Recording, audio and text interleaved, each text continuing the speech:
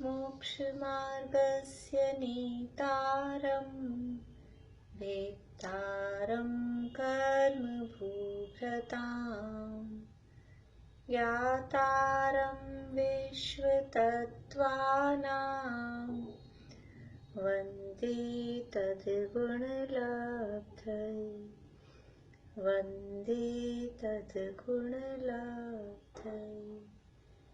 मोक्षमार्ग के नेता एवं कर्म पर्वतों के भेदक और विश्व के सब तत्वों के ज्ञायक चेतन संवेदक सद्गुण आप समान प्राप्त हो यही भावना भाकर देव विनय पूर्वक करूं वंदना बारंबार जिनेश्वर देव बारंबार जिनेश्वर देव।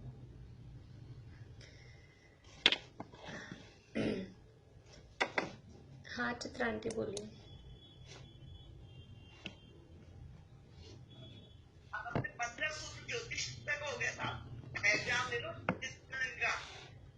नहीं पूरा ही लेंगे, फिर वो बहुत थोड़े थोड़े में पेपर बनाना भी पड़ता है। और फिर अभी ज्योतिष का तो होने दो पूरा, फिर देखते हैं, वरना पूरे अध्याय का ही ले लेंगे। इसमें इतना ज्यादा इसमें डिटेल जितना अपन ने तीसरे अध्याय में पढ़ी ना उतनी कुछ इतनी डिटेल नहीं है इसमें। रचना भी इतनी ज्यादा नहीं है, थोड़ी बहुत ही है, बहुत ज्यादा रचनाएं इसमें नहीं है। एक देखते हैं अभी तो चलेगा ही, ज्योतिष का चले, फिर उसके बाद देख लेते हैं। बहुत ज्यादा वर्णन नहीं है ना पेपर में भी, फिर वो इतना कुछ खास बात नहीं है। बोलिए पारुल बोलिए।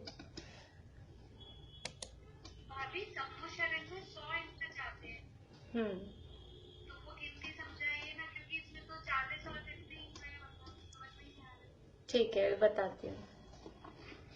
देखिए एक प्रश्न ये आता है, समावशरण में 100 इंद्र उपस्थित होते हैं, शतेंद्र नमत कर शीश धार, ऐसा पूजा वगैरह में भी आता है। भगवान के समावशरण में 100 इंद्र होते हैं। तो 100 इंद्र कैसे होते हैं? यहाँ तो अभी अपन ने कितने देखे, भवनवासियों के कितने इंद्र होते हैं? बोले बेला भाभी, भवनवासियों के कितने इंद्र होते हैं?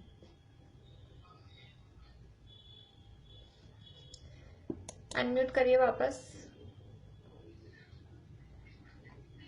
20 होते हैं। 20 कैसे होंगे 20? हर जो होते हैं अशोक कुमार और सबके हर एक के 2-2 होते हैं। बढ़िया। इस तरह से 10 के 20 होते हैं। भवनवासियों के 10 भेद हैं और हर भेद में 2-2 इंद्र हैं, तो 10 के हो गए 20। व्यंतरों में कितने इंद्र होते हैं मोनिका भाभी? 16। कैसे होंगे? जो उनके व्यंतर के जो पहले पहले वो हैं किन्नर किंपुरुष, इनके 2-2। बढ़िया। तो यानी व्यंतरों के 8 भेद हैं और हर भेद में 2-2, तो इस तरह से उनके 16 है। तो ये तो अपने को 20 और 16 36 ही दिखाई दे रहे हैं। और वैमानिकों में कल्पों तक वहां 12 भेद गए हैं। तो किस तरह से इंद्र होते हैं देखिए, भवनवासियों के 10 भेदों के 2-2 तो इंद्र, यानी 20 इंद्र, और जितने इंद्र होते हैं उतने ही उनके प्रतीन्द्र होते हैं।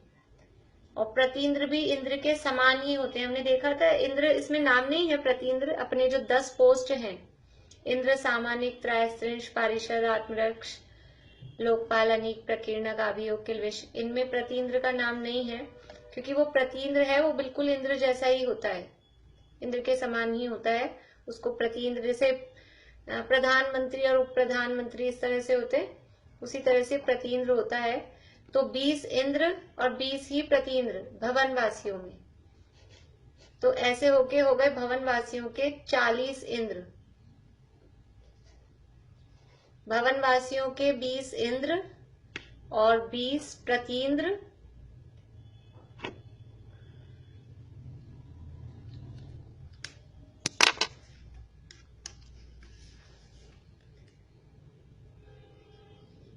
भवनवासियों के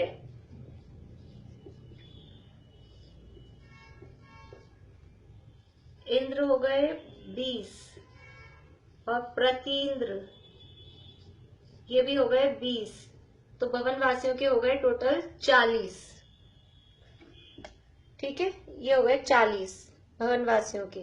अब ऐसे ही व्यंतरों के हैं इंद्र कितने हो गए 16, और इसी तरह से प्रतीन्द्र भी हो गए 16, तो व्यंतरों के हो गए 32 इंद्र। ये इंद्र हैं, इधर वाली लाइन में जो अपन लिख रहे हैं ये इंद्र, ये 32 हो गए व्यंतरों के। इसके बाद में ज्योतिषियों में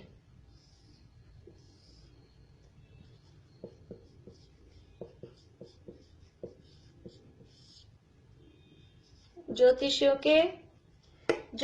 के केवल एक इंद्र और एक प्रतीन्द्र होता है, यानी चंद्रमा होता है इंद्र, ये एक, और सूर्य होता है प्रतीन्द्र, ये एक, तो ये हो गए टोटल 2 ज्योतिषियों के 2, एक चंद्रमा और एक सूर्य। चंद्रमा इंद्र होता है, यानी पोस्ट में चंद्रमा बड़ा है, साइज भी चंद्रमा का बड़ा होता है, अभी हम देखेंगे, और सूर्य उससे छोटा होता है पोस्ट में भी और साइज में भी। तो ये तो भवनवासी, व्यंतर और ज्योतिष देवों के हुए 40, 32 और 2। अब वैमानिकों के कितने होते हैं? तो वैमानिकों में हमने देखा था कल्पवासी देवों तक कितने भेद थे उनके? कल्पवासियों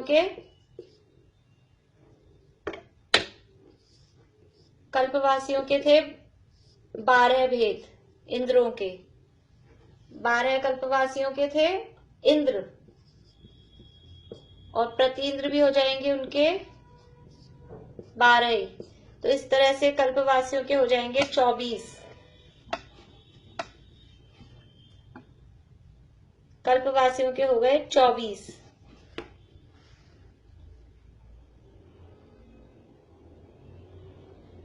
और एक इंद्र होता है मनुष्यों का राजा, यानी चक्रवर्ती हो या उस समय जो भी बड़ा राजा हो, सबसे बड़ा, वो एक। और एक इंद्र होता है तिर्यंचों का।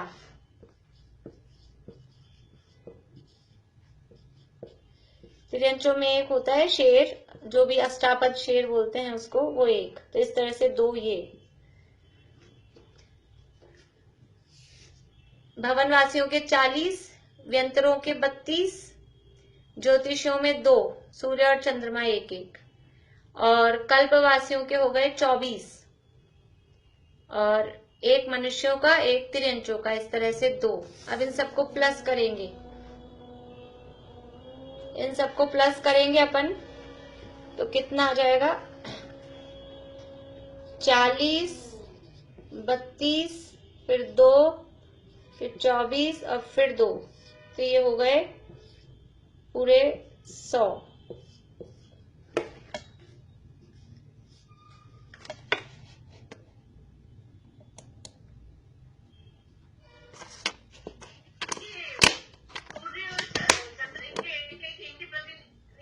प्रतीन्द्र है, सूर्य प्रतीन्द्र है, चंद्रमा इंद्र है, लेकिन इनको एक एक ही गिनते हैं, क्योंकि पूरे मध्य लोक में असंख्यात चंद्रमा, असंख्यात सूर्य हैं। तो कितने असंख्यात को गिना ही नहीं जा सकता है। पूरे यानी ज्योतिष देवों में सूर्य चंद्रमा कितने हैं? असंख्यात हैं।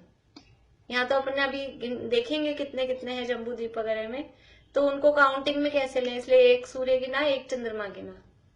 तो चंद्रमा इंद्र है, सूर्य प्रतीन्द्र है।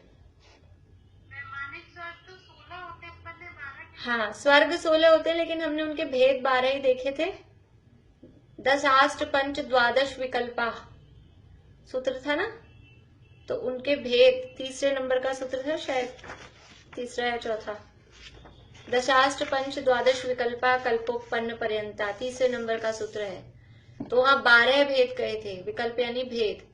तो वैमानिकों में जो कल्पोपन्न है, कल्पवासी हैं, उनके 12 भेद हैं और 12 उनमें इंद्र होते हैं और 12 ही प्रतीन्द्र होते हैं। इस तरह से इनके 24 होते हैं। वो किस तरह से होते हैं अभी ऊपर अपन वैमानिक देवों की चर्चा करेंगे तब अपन उसमें देखेंगे किस तरह से होते हैं।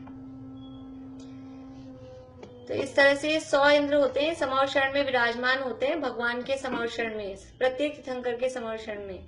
अभी जम्बू द्वीप में या 2.5 द्वीप में 20 तीर्थंकरों के समौशरण विद्यमान है।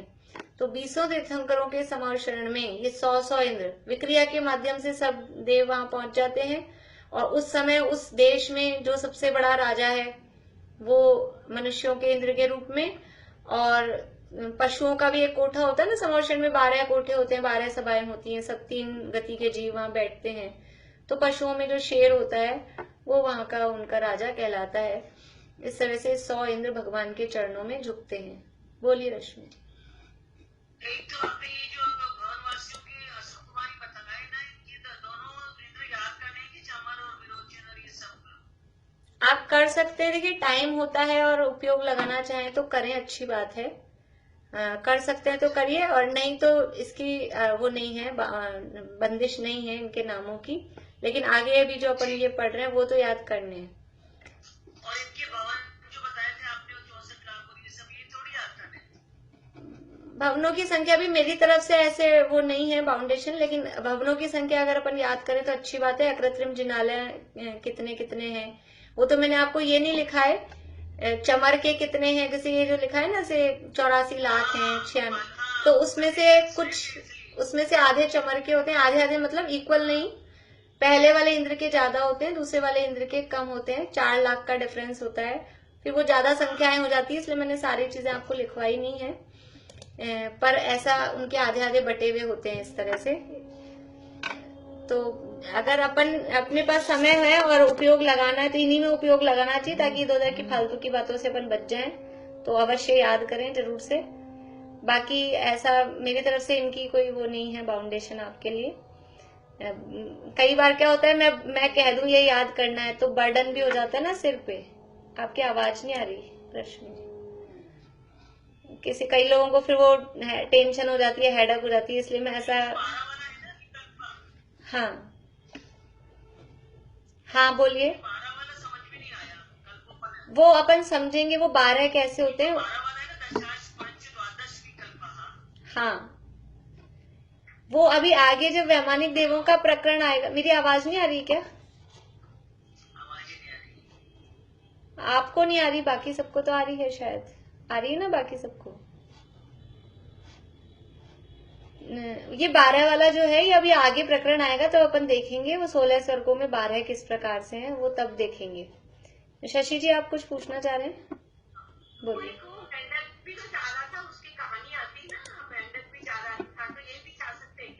हाँ तिर्यंश जाते हैं ना, समर्षण में 3 गतियों के जीव होते हैं, देव होते हैं, मनुष्य होते हैं और तिर्यंश होते हैं। तो सैनी पंचेंद्रिय तिर्यंश समर्षण में जाते हैं, जा सकते हैं, होते ही हैं। एक उनको बैठने के लिए पूरी जगह, एक उनका स्पेस अलग से तिरंचों की होती है। 12 कोठे या 12 सभाएं कहते हैं समौशरण में। उनमें से 8 तो होती हैं देवों की। 4 प्रकार के देव हैं, तो 4 जो कोठे हैं या 4 जो सभाएं हैं वो तो देवों की, और 4 उनकी देवियों की। तो ऐसे 8 स्थान तो देवों ने ही ले लिए। फिर बाकी के 4 स्थान जो बचे उनमें से एक है तिरंचों का और 3 है मनुष्यों के। तो मनुष्यों में मुनिराजों का स्पेस अलग है, मुनिराजों का जो कोठा है वो अलग है, और आरिकाओं का और स्त्रियों का सबका वो एक स्त्रियों का अलग है, और पुरुषों का, गृहस्थ जो पुरुष हैं कपड़े पहने हुए, उनका अलग है। ऐसे 3 कोठे मनुष्यों के होते हैं और तिर्यंचों का एक। तो ऐसे 12 सभाएं या 12 कोठे समौशरण में होते हैं। उनका क्रम भी होता है, ये इस क्रम से नहीं है, वो अलग किस क्रम से होता है, वो क्रम भी उनका अलग होता है। ऐसे गोलाकार रूप में ही वहां होते हैं। ऐसे आया ना कि एक शेर जा सकता है, इसलिए मुझे लगा था नहीं, एक शेर नहीं, पूरे बहुत सारे तिरंच जाते हैं समर्षण में। वो शेर उनका राजा है, मतलब शेर तो अपन ने राजा में लिया। बाकी सैनी पंचेंद्री काफी तिरंच समर्षण में जाते हैं, भगवान की दिव्य ध्वनि सुनते हैं। सब अपनी अपनी, पशु पक्षी भी जाते हैं सब अपनी अपनी भाषाओं में वो भगवान की वाणी को समझ लेते हैं। ये समर्षण का ऐसा प्रभाव रहता है। अभी देखिए व्यंतर और ज्योतिष देवों की बात चल गई, तो मैं थोड़ी सी बात और उनके अकृत्रिम जिनालयों के संबंध में आपको और बता देती हूँ। जो भवनवासी और व्यंतर देवों के भवनों में अकृत्रिम जिनालय तो है ही, 7,72,00,000 अकृत्रिम जिनालय अधोलोक में है। और इसके अलावा ये तो जो गिनाए हैं ना, जैसे 7,72,00,000 गिनाए हैं या मध्यलोक में 458 गिनाए हैं, ये तो केवल गिनती के हैं। इसके अलावा बहुत सारे अकृत्रिम जिनालय वो अलग हैं। इसके अलावा जिन प्रतिमाएं, बहुत जगहों पर जिन प्रतिमाएं होती हैं, चैत्य वृक्ष होते हैं। तो ये जितने भी भवनवासी देवों के भवन हैं, पूरे 7,72,00,000, हर एक भवन में उनका, हर भवनवासी देव का एक चैत्य वृक्ष होता है। जैसे किसी का पीपल का वृक्ष मतलब पेड़, तो किसी का पीपल होता है, किसी का समझ लीजिए वही जम्बू वृक्ष टाइप का, कोई किसी का शालमली वृक्ष होता है, किसी का सप्तपर्ण, किसी का अशोक। ऐसे सब जो 10 प्रकार के भवनवासी देव हैं, सबके अपने अपने अलग अलग चैत्य वृक्ष होते हैं। और ये वृक्ष जो है वही पृथ्वी का एक होते हैं। जैसे अपने जम्बू शालमली वृक्ष जो अपन ने पढ़े हैं ना मध्य जम्बूद्वीप की रचना में, वैसे ही वो वृक्ष होते हैं। और इन वृक्षों के नीचे, यानी जो उनका चबूतरा जिसे बोलते हैं, वृक्षों का जो तल है, उन वृक्षों के तल में एक एक दिशा में 5-5 जिन प्रतिमाएं पद्मासन ऐसे विराजमान है। मंदिर नहीं है, जिनालय नहीं है, सिर्फ वृक्षों के नीचे ही ऐसे प्रतिमाएं विराजमान हैं। एक दिशा में 5, फिर दूसरी दिशा में 5, फिर तीसरी दिशा में 5 और चौथी दिशा में 5, ऐसे 4 दिशाओं में 5-5 करके 20 तो जिन प्रतिमाएं हैं। यानी वो जो वृक्ष होता है मेन, जो उनका चैत्य वृक्ष मतलब उनके कुल वृक्ष उसे कहते हैं, वो बहुत बड़ा साइज का होता है, बहुत बड़ा पृथ्वी का एक होता है। आप देखो उसके नीचे जब 5 प्रतिमाएं विराजमान होंगी तो उसका वृक्ष का तना कितना बड़ा होगा। तो बहुत बड़े आकार का वो वृक्ष होता है। उनकी पहचान के चिन्ह होते हैं एक तरह से, कि ये वृक्ष इनका है, इनके मकान में ये वाला रहेगा, दूसरे के में दूसरा, ऐसा। तो उनके भवन में वो होता है। फिर एक एक प्रतिमा के आगे एक एक मानस्तंभ होता है। पद्मासन प्रतिमाएं हैं, चैत्य वृक्ष है पहले, वृक्ष के आगे आप अपन अपने माइंड में सोच सकते हैं कि जैसे एक वृक्ष है, वृक्ष देख लीजिए अपने दिमाग में, आंखों के सामने। फिर उस वृक्ष के नीचे 5 प्रतिमाएं विराजमान है। प्रतिमाएं बराबर पूरी आसन पे विराजमान होती हैं। वो सब चीजें रत्नों की बनी हुई, वो वृक्ष भी पूरा पृथ्वी का एक रत्नों का बना हुआ, और जो प्रतिमाएं हैं वो भी रत्नों की, और उनके आसन वगैरह सब बराबर रत्नों के बने हुए होते हैं। तो 5 प्रतिमा, और एक एक प्रतिमा के सामने एक एक मानस्तंभ, काफी बड़े बड़े विशाल मानस्तंभ होते हैं। और एक एक मानस्तंभ में एक दिशा में 7-7 प्रतिमाएं। समझ में आ रहा है आप लोगों को? कितनी कितनी जिन प्रतिमाएं, यानी अकृत्रिम जिन प्रतिमाएं कितनी होती हैं, किस तरह से होती हैं। अपन अपने को, यानी पूरे 3 लोक में कहीं भी जाएं तो जिनेंद्र भगवान के शासन के अलावा दूसरा होता नहीं है। देखिए, एक वृक्ष के नीचे 5-5 प्रतिमाएं है ना, फिर एक प्रतिमा के सामने एक मानस्तंभ, तो एक वृक्ष के एक दिशा में, ये एक दिशा में है, एक दिशा में 5 प्रतिमा। तो पहले ये कर लेते हैं, 4 दिशा में हो गई, 5 चौक 20 प्रतिमाएं, ये तो 4 दिशा की हो गई। अब एक प्रतिमा के सामने एक एक मानस्तंभ, तो मानस्तंभ कितने हो गए टोटल? 20। वे 20 प्रतिमाएं हैं तो 20 ही हो गए मानस्तंभ। ठीक है, 20 मानस्तंभ हो गए। अब एक एक मानस्तंभ में, एक एक मानस्तंभ में एक दिशा में 7-7 प्रतिमाएं। एक मानस्तंभ, अपने तो एक दिशा, एक ही प्रतिमा होती है, 4 दिशा में 4 प्रतिमाएं, वहां एक दिशा में 7 प्रतिमाएं, फिर दूसरी दिशा में फिर 7, फिर तीसरी दिशा में 7, फिर चौथी दिशा में 7। तो यानी एक मानस्तंभ में टोटल हो गई 28 प्रतिमाएं। एक मानस्तंभ में एक दिशा में हो गई 28 प्रतिमाएं। तो 20 मानस्तंभ है, तो इसको 20 से अपन गुणा करें तो हो गई 560 प्रतिमाएं मानस स्तंभों में। अकृत्रिम प्रतिमाएं हैं प्रत्येक मानस स्तंभ में। तो ये 560 तो मानस स्तंभ की हो गई और 20 ये नीचे जो विराजमान थी वो हो गई। तो 580 प्रतिमाएं एक चैत्य वृक्ष से संबंधित हो गई। जल्दी तो नहीं हो रहा है? मैं, आप लोग टेंशन मत लीजिएगा, मैं तो खाली अपने को महिमा आए, ज्ञान हो कि कैसा है उसके लिए बता रही हूँ। फिर से बता देती हूँ। एक एक दिशा में जो वृक्ष है उसके एक एक दिशा में 5-5 प्रतिमाएं वृक्ष के नीचे, तो 4 दिशा में हो गई 20 प्रतिमाएं। 4 दिशा में हो गई 20 प्रतिमाएं। अब एक एक प्रतिमा के सामने एक एक मानस्तंभ, तो टोटल मानस्तंभ हो गए अपने पास में 20।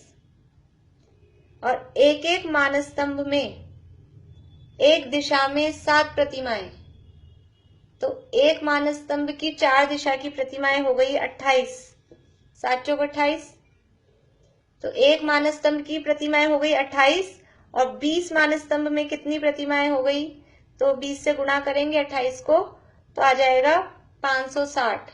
28 दूनी 56, तो 560 आ गया, 560।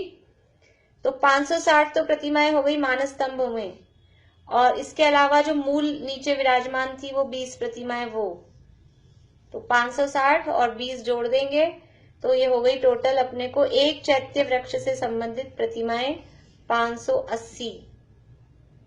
ये एक भवन के में जो चैत्य वृक्ष है उसमें, और भवन कितने हैं? 7,72,00,000 भवन। हर भवन में ये 580 एक चैत्य वृक्ष से संबंधित हैं। और वो जो 7,72,00,000 अकृत्रिम जिनालय हैं वो अलग हैं। उन जिनालयों में 108 प्रतिमाएं वो अलग होती हैं, वो अलग हैं। ये चैत्य वृक्ष बताए गए हैं। इसके अलावा भी ये मूल मतलब मेन बड़ा वाला चैत्य वृक्ष है। इसके अलावा भी अनेक जगहों पर उनके भवनों में सब जगह जगह इनसे छोटे भी वृक्ष होते हैं, वहां भी प्रतिमाएं होती हैं, कहीं मानस्तंभ होते हैं, अनेक यानी प्रतिमाएं जिन मंदिर वहां पर होते हैं। ये संख्या मैंने बताई है आपको भवनवासी देवों के, भवनवासी देवों के भवनों में जो चैत्य वृक्ष हैं उनमें। व्यंतर देवों के भवनों में भी होते हैं, उनमें थोड़ा सा डिफरेंस है। अभी आज यही पढ़ेंगे, नहीं तो सब मिक्स हो जाएगा, उसमें थोड़े से कुछ कुछ चेंज है। तो ये बोलिए सुधा जी।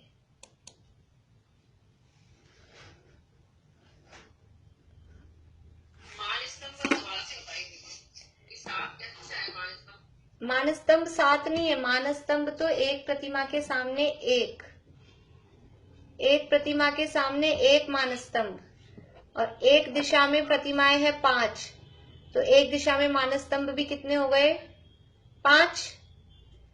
एक दिशा में प्रतिमाएं है 5, एक प्रतिमा के सामने एक मानस्तंभ, तो प्रतिमाएं 5 है, मानस्तंभ भी हो गए 5। फिर दूसरी दिशा में फिर से 5 मानस्तंभ, तीसरी दिशा में भी 5 मानस्तंभ, चौथी दिशा में भी 5 मानस्तंभ, तो ऐसे हो गए 20 मानस्तंभ। ये तो मानस्तंभों की संख्या।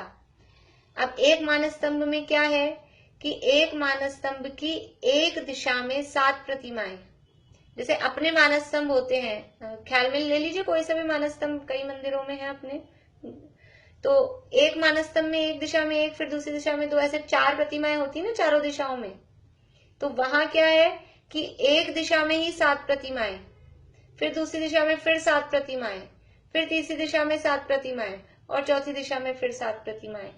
तो 7, 7 दूनी 14, 7 या 21, 7 चौक 28, तो ऐसे एक मानस्तंभ में हो गई 28 प्रतिमाएं। एक ही मानस्तंभ में, एक मानस्तंभ में 28, तो 20 मानस्तंभ में कितनी प्रतिमाएं होंगी? तो 28 को गुणा कर देंगे 20 से तो आ जाएगा 560। ये कैलकुलेशन में क्या है कि कुछ लोगों को दिक्कत हो जाती है, कुछ लोगों को तो जल्दी से समझ में आ जाता है, इसलिए मैं अवॉइड करती हूँ। लेकिन आज फिर मैंने सोचा ये तो बता ही दिया जाए। पहले मैंने छोड़ दिया था, लेकिन आज वो वापस बात आ गई तो मैंने सोचा बता देती हूँ। बोलिए वर्षा भाभी।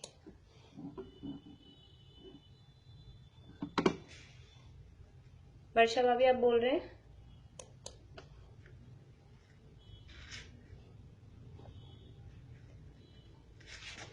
चलिए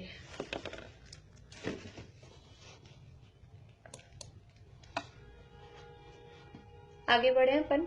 अभी किसी को कुछ पूछना है?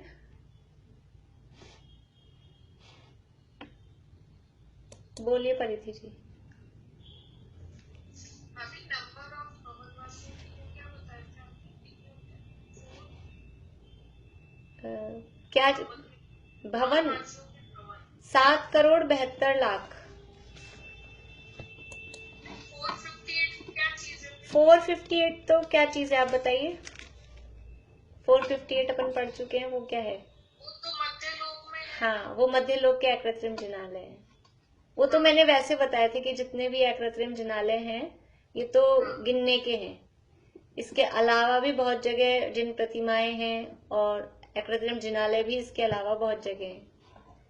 वो इससे रिलेटेड नहीं है, मतलब इसमें नहीं काउंट करना उसको। अभी मुझे 2 बात और पूछनी। हाँ बोलिए।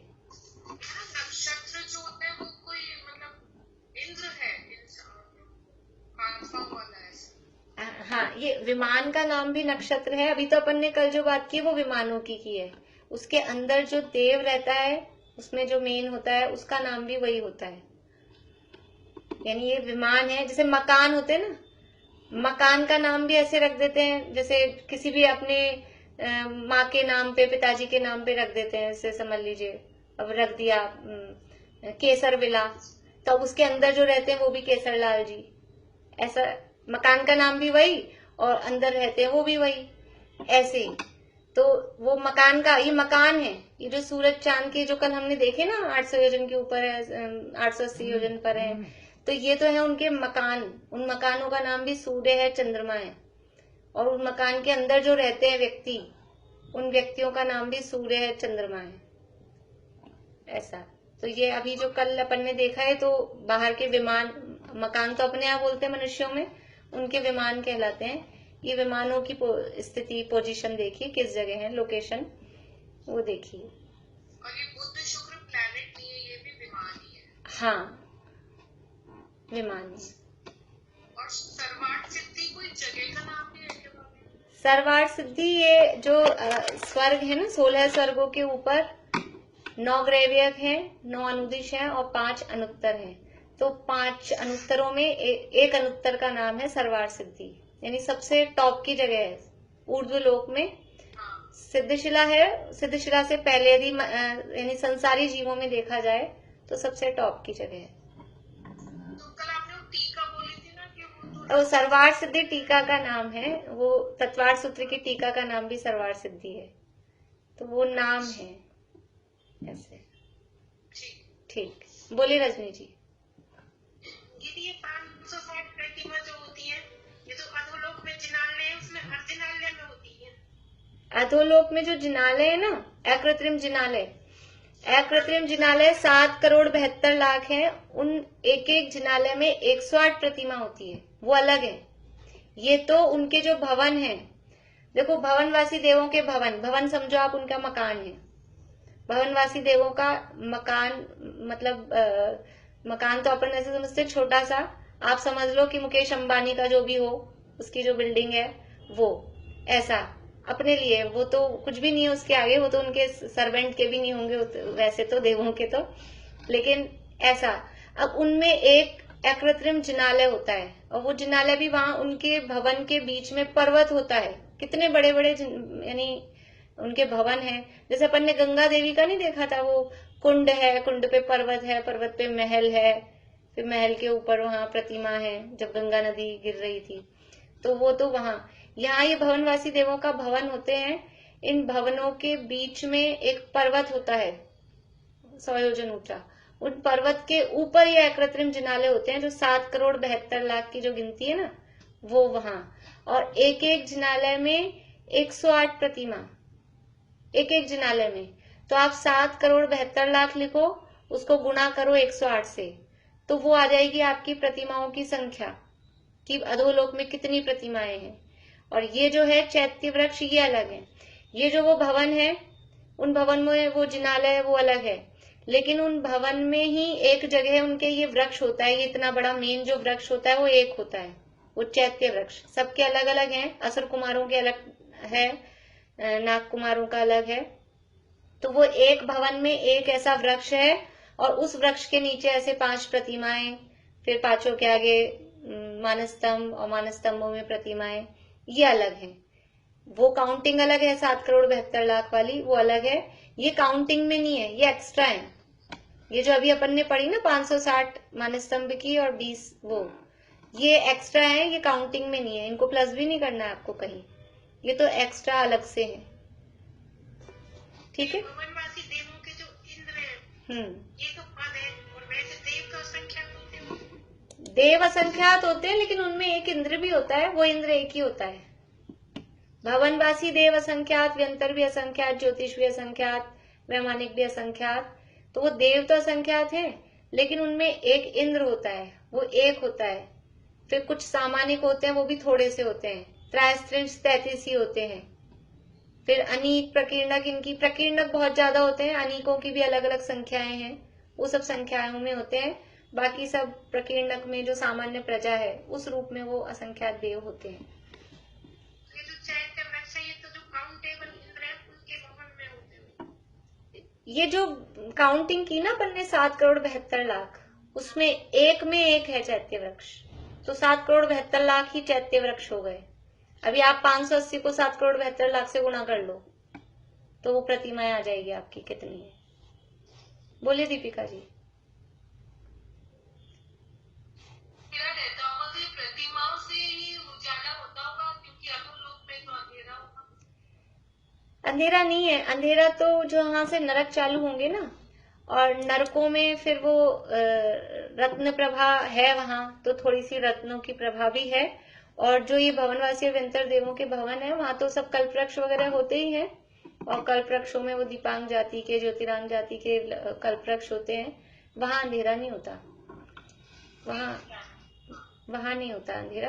ये तो नरक जहां से शुरू होते हैं ना, तीसरा जो भाग है अब बहुल भाग, वहां से अंधेरा स्टार्ट होता है। मनोरमा आंटी बोलिए, फिर इनके बाद में अनिता जी बोलेंगे।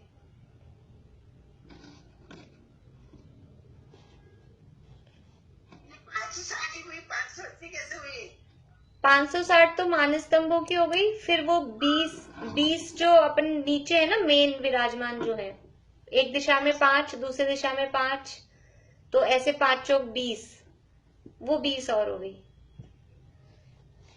बोलिए अनिता जी।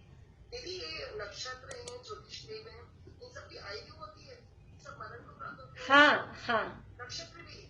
हाँ, पर वो ये जो नक्षत्र, मतलब देखिए अभी मैंने कहा ना 2 चीजें हैं, एक तो उनका मकान है, उसका नाम भी नक्षत्र है, और जो उसके अंदर देव है उसका नाम भी नक्षत्र है।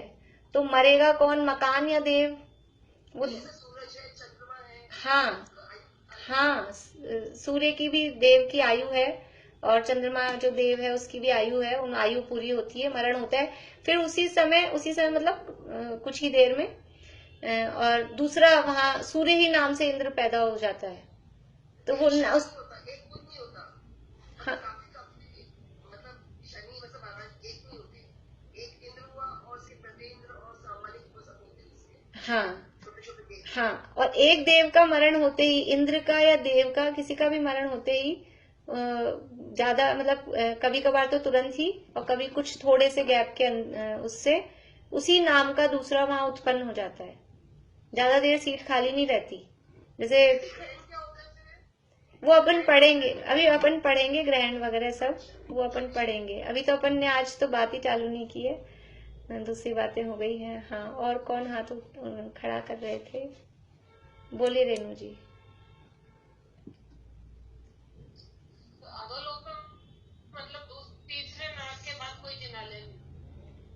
तीसरा नरक नहीं, नरक में तो जिनालय है ही नहीं। अधोलोक में तो पहली जो देखिए, तीसरे नरक तक वो जाते हैं, पर जिनालय साथ थोड़ी ना लेके जाते हैं। जिनालय तो जो पहली पृथ्वी ना रत्न प्रभा, उसके 3 भाग हैं, खर, पंख और अबहुल। पहली पृथ्वी के 3 भाग हैं, उनमें से खर भाग और पंख भाग में जिनालय है। अब बहुल भाग से नरक चालू होता है, तो नरकों में जिनालय नहीं है। और वो भवनवासी देव तीसरे नरक तक जाते हैं तो वो खुद जाते हैं। जिनालय जाता है या जिनालय वहां है ऐसा नहीं है। जिनालय तो पहले रत्न प्रभा पृथ्वी में ही है। कल्प वृक्ष वहां होते हैं पंख भाग में, खर भाग में, पंख भाग में, वहां जहाँ भवन है ना भवनवासी के व्यंतरों के, वहां कल्प वृक्ष होते हैं। नरकों में कल्प वृक्ष नहीं होते, नरकों में नहीं होते कल्प वृक्ष।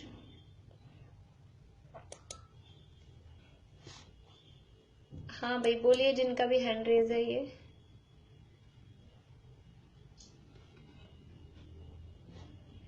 वापस म्यूट हो गया, आप अनम्यूट करिए। हाँ वर्षा भाभी।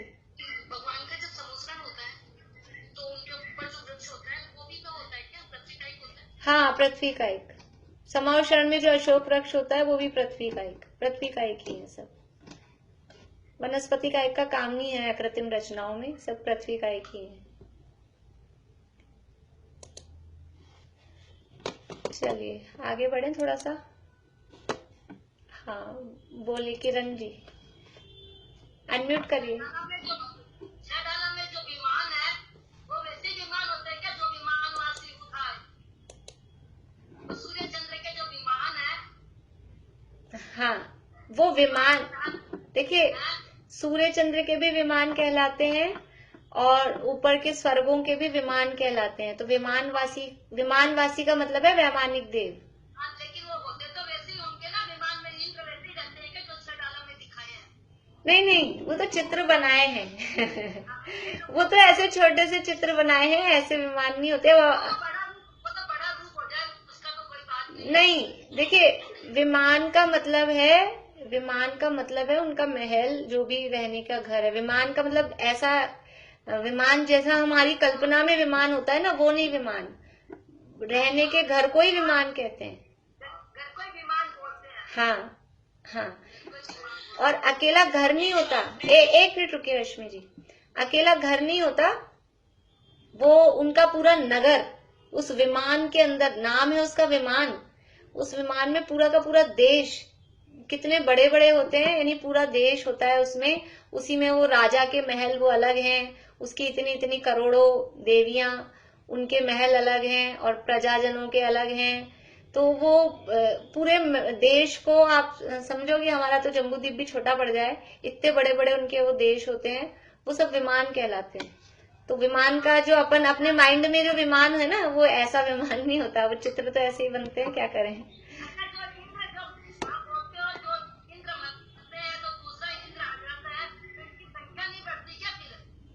संख्या नहीं बढ़ती, मरने के बाद तो कम हो जाएगा ना। संख्या नहीं बढ़ती ना। हाँ हाँ बराबर रहती है। हाँ बोलिए रश्मि जी। मैं ये कह रही थी 7 करोड़ 72 लाख जो आकृतिम जिनालय बताए थे, हाँ उन सबके आगे एक एक चैत्य वृक्ष होता है कि जो भी आपने बताया? हाँ, एक एक जिनालयों के आगे नहीं, पर वो एक एक भवन में एक एक चैत्य वृक्ष होता है। एक एक में एक एक होता है। बोलिए शशि जी। जैसे आपने बताया कि सम्मोहन में जो कमल होते हैं, जो सब होते हैं, पृथ्वी होते हैं। हाँ जो देव पे विराजमान रहते हैं तो बोलते हैं कि उसके भी ऊपर थोड़े से रहते हैं, तो जब वो पृथ्वी का ही है तो उन्हें उसका दोष नहीं लगता होगा? पृथ्वी का एक है तो दोष लगता ही नहीं है, और फिर वैसे भी वो तो उसको टच भी नहीं करते, वो उसके ऊपर ही रहते हैं। हाँ तो दोष नहीं लगता। वनस्पति का एक तो है ही नहीं, पृथ्वी का एक है, फिर वो तो उसको भी स्पर्श नहीं करते, क्योंकि भगवान किसी चीज को छूते ही नहीं, वो समस्त परिग्रह से रहित हैं। इसलिए वो तो आकाश में अधर विराजमान रहते हैं, उस कमल को भी स्पर्श नहीं करते। वो कमल तो उनकी महिमा के लिए देवों के द्वारा उनके नीचे इस तरह से रचा जाता है संवत्सरण में। बाकी भगवान कमल को भी नहीं छूते। ये चीज बताती है कि वो संसार से कितने, यानी बिल्कुल अपृथक है, संसार से लिप्त नहीं है, वो किसी को छूते नहीं है, किसी में वो रक्त नहीं है, आसक्त नहीं है। ये चीज वो बताती है। बोलिए शीला भाभी। वो जो पुष्प वर्षा बताते हैं संवत्सरण में भगवान के अष्टप्रात्याहार्यों में जो आता है, वो पुष्प वर्षा कौन सी होती है? सब वही पृथ्वी काय की है, सब आकृत्रिम यानी कल्प वृक्षों के ही पुष्प होते हैं, रत्नों जैसे ही होते हैं। कुछ भी ऐसा नहीं होता है कि जिनमें जीव हो, जीव हिंसा जिनमें हो, ऐसा कुछ भी नहीं होता है। जैसे वो रत्नों तो समझ में आता है कि वर्षा जैसे हो तो धीमी धीमी हवाएं चलती, वो तो मतलब जंतु में ये कोई भी उसमें वो नहीं होगा जीव, तो क्या पुष्प में भी होगा? पुष्प भी वो कल्प वृक्षों के वही रत्नों के ही पुष्प होते हैं। और वो देवों को रिद्धियां होती है ना, तो अपनी रिद्धि के माध्यम से वो, यद्यपि अपने को जैसे लगेगा रत्न तो भारी होंगे, फिर वो नीचे गिरेंगे तो ऐसे ओले गिरे से पड़ेंगे। हल्के हो जाते हाँ, वो एकदम हल्के हो जाते हैं, वो रत्नों के ऐसे पतले पतले पत्तियों जैसे इस तरह की वो होती हैं, तो किसी को बाधा नहीं होती बिल्कुल भी। हाँ, चलिए भी, और कोई रह गया है? हो गए सबके? अभी समय तो अपने पास बहुत ज्यादा बचा नहीं है नया प्रकरण शुरू करने के लिए। एक बार थोड़ा सा कल का रिवीजन करते हैं और फिर अपन आज सूत्र बोल लेंगे, फिर समय अपने पास है तो। देखिए, अपन ने कल ज्योतिष देवों के प्रकार देखे थे, और ज्योतिष देव किसे कहते हैं? जैसे भवनवासी किसे कहते हैं? कि जो भवनों में रहते हैं विशेष रूप से, ऐसे तो सभी भवनों में रहते हैं, लेकिन विशेष रूप से उनके लिए कहा कि जो भवनों में रहते हैं वो भवनवासी देव कहलाते हैं। और भवनवासी देवों के साथ कुमार शब्द क्यों लगाया गया है? असुर कुमार, नाग कुमार, कुमार शब्द क्यों लगाया जाता है भवनवासी देवों के साथ में?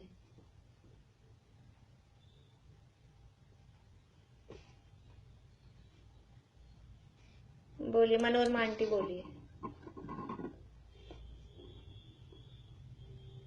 वो हमेशा युवा रहते हैं हमारों के देश से। हाँ, बढ़िया। हाँ, बीना बोरा भाभी बोलिए।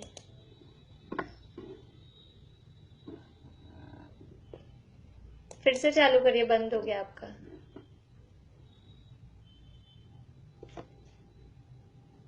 चलिए, आपका ज्योति जी आप बोलिए। बीना भाभी आपकी आवाज नहीं आ रही। जो उनका चाल, उनका जो पहनावा है और जो उनका वो सब में किशोर अवस्था जैसे ही रहते हैं उनके। बढ़िया, और वो किशोर अवस्था में ही रहते हैं हमेशा। चलिए बढ़िया। पहनावा भी उनका वैसा ही होता है।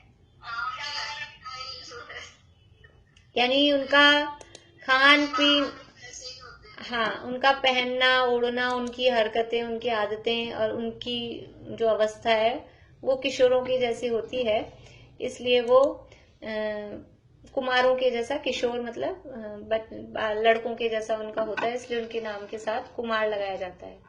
व्यंतरों को व्यंतर क्यों कहते हैं? व्यंतरों को व्यंतर क्यों कहते हैं?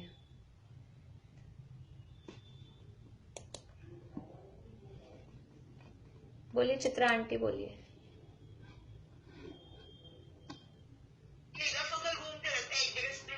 हाँ, ये घूमते फिरते रहते हैं, इसलिए इनको व्यंतर कहते हैं।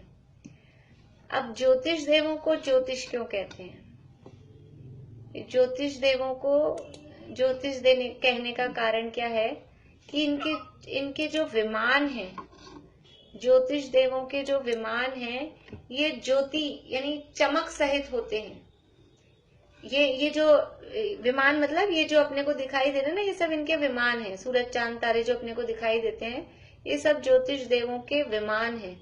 और ये विमान ये ज्योति यानी चमक से सहित होते हैं, इसलिए ये ज्योतिष देव कहलाते हैं। कि ज्योति सहित वाले विमानों में रहने के कारण इनको ज्योतिष देव कहते हैं। जितने भी ज्योतिष देवों के विमान हैं, ये सब प्रकाश रूप, मतलब चमक रूप ये होते हैं, इसलिए ये ज्योतिष देव कहलाते हैं। इन ज्योतिष देवों के 5 भेद हैं। कौन कौन से 5 भेद हैं? कौन नाम बताएंगे? बोलिए स्नेह जी।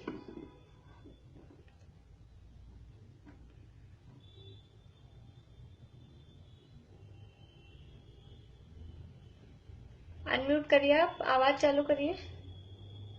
हाँ,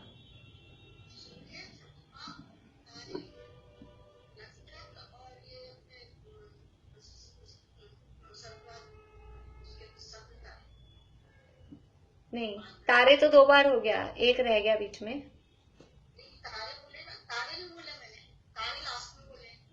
सूर्य, चंद्रमा, नक्षत्र और ये क्या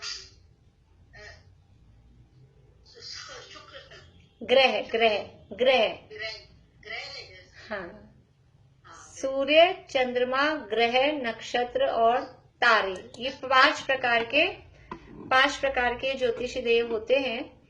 ये ज्योतिषी देव अपनी भूमि से कितनी ऊंचाई से लेकर कितनी ऊंचाई तक होते हैं, कहां से कहां तक होते हैं?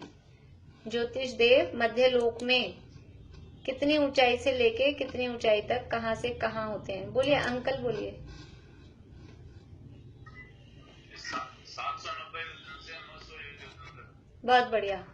यानी पृथ्वी से 790 योजन की ऊंचाई से लेकर 900 योजन की ऊंचाई के बीच में, यानी कितना स्पेस है इनका? केवल 110 योजन के गैप में ये सारे के सारे ज्योतिष देव होते हैं। इन ज्योतिष देवों में सबसे नीचे कौन से देव, यानी कौन सा विमान होता है या कौन से ज्योतिष देव होते हैं सबसे नीचे? बोलिए आयुषी जी।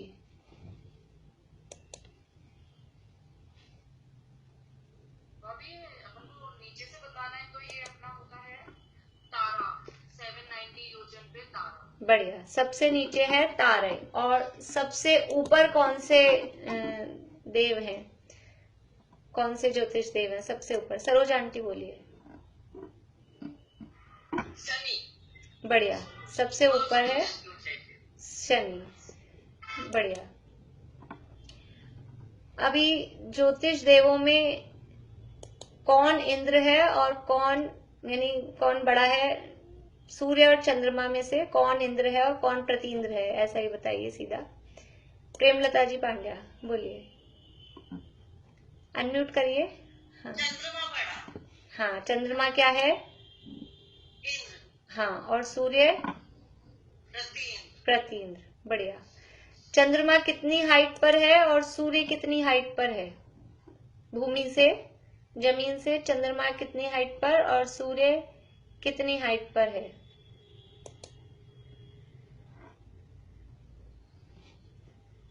सुलोचना जी।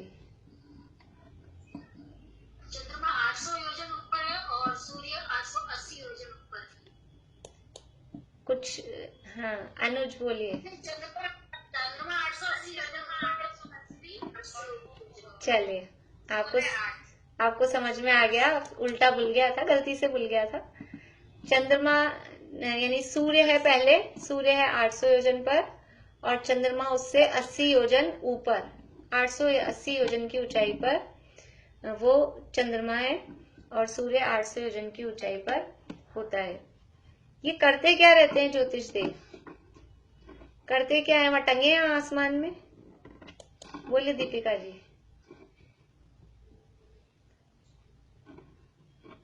की प्रदक्षिणा। हाँ, सारे ज्योतिष देव मेरू की प्रदक्षिणा देते हैं? जितने भी ज्योतिष देव हैं।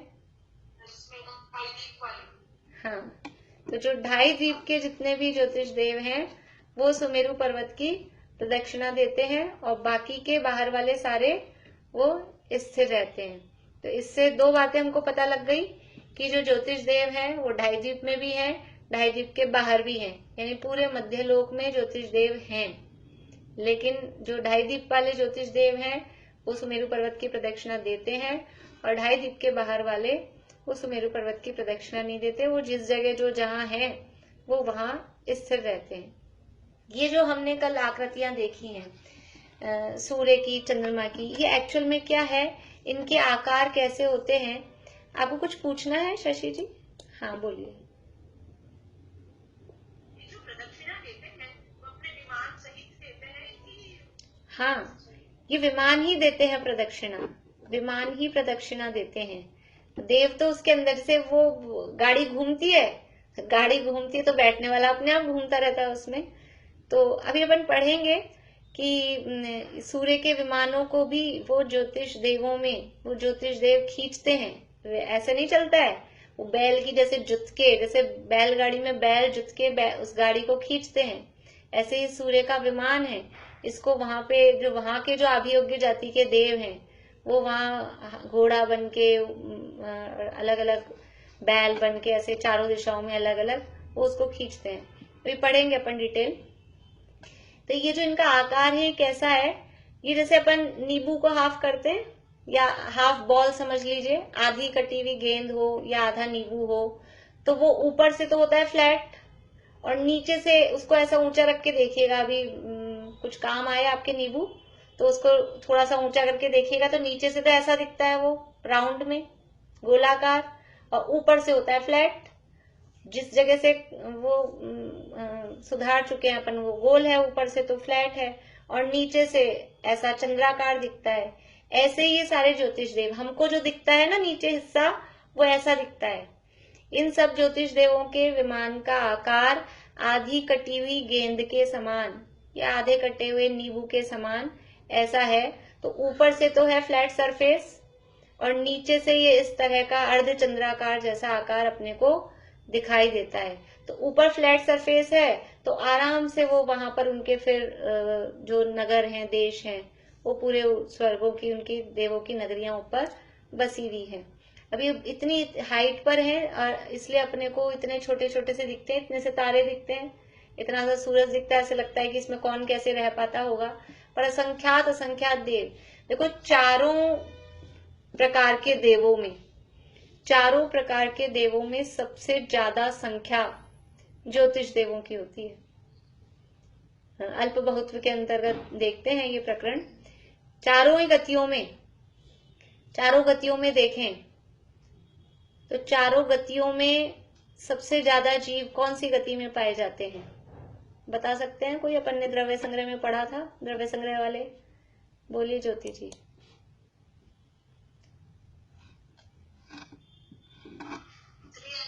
बढ़िया। सबसे ज्यादा जीव चारों गतियों में तो पाए जाते हैं तिर्यंच गति में। फिर उसके बाद तिर्यंचों से ज्यादा अगर हम देखें, तिर्यंचों से ज्यादा जीव वो कहाँ पाए जाएंगे, और कोई बताएंगे? अब सुनीता आंटी, मीनू दी, बोलिए मीनू दी। तिर्यंचों से ज्यादा नहीं, कम। हाँ सॉरी, कम। हाँ तिर्यंचों से कम, तिर्यंचों से कम, देवगति देवगति में। यानी सबसे ज्यादा जीव हैं तिर्यंच गति में और तिर्यंचों से कम अगर हैं सेकंड नंबर पे अपन देखेंगे तो फिर वो है देवगति में। अब देवगति में देव चार प्रकार के हैं, तो चार प्रकार के देवों में से कौन से देव सबसे ज्यादा हैं? तो सबसे ज्यादा संख्या आती है ज्योतिष देवों की, सबसे ज्यादा संख्या है। बहुत सारे असंख्यात ये विमान हैं, विमान असंख्यात हैं और एक एक विमान में असंख्यात असंख्यात देव हैं। अभी अपन पढ़ेंगे कि आगे के, तो अपन ज्यादा तो काउंट ही नहीं कर पाते हैं, ऊपर से निकलने लग जाती है।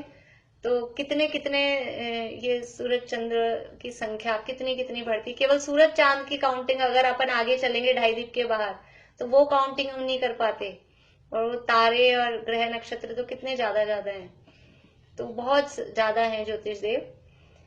तो वो पूरा कर लीजिए आप लोग। सबसे ज्यादा तिर्यंच गति के जीव हैं, उनसे कम देव गति के, उनसे कम नरक गति के और सबसे कम मनुष्य गति के।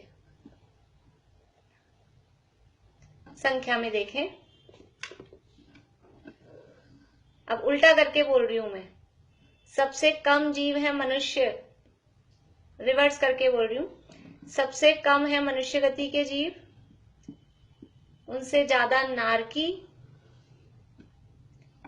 उनसे ज्यादा देव और सबसे ज्यादा होते हैं जीव तिर्यंच गति में। क्योंकि एकेंद्रीय जीवों की संख्या वो अनंत होती है, इसलिए सबसे ज्यादा जीव तिर्यंच गति में ही होते हैं। अभी अपना टाइम पूरा हो रहा है, मैं ये सूत्र आप लोगों से बुलवाना चाह रही हूँ। 2 मिनट ही बचे ही हूं तो, लेकिन सूत्र अपन बोलते हैं, बाकी अब कल अपन विशेष रूप से पढ़ेंगे। आप लोग थोड़ा फास्ट, और जिनको भी बोलना है तो जल्दी जल्दी अपना वीडियो चालू रखें ताकि अपना काम फटाफट हो जाए, ज्यादा टाइम नहीं लगे। अभी आप लोग बोलिएगा 12 से लेके, ऐसे करिए, एक व्यक्ति एक ही बोलिए, नहीं तो टाइम लगेगा ज्यादा, फिर अपन कल देखेंगे।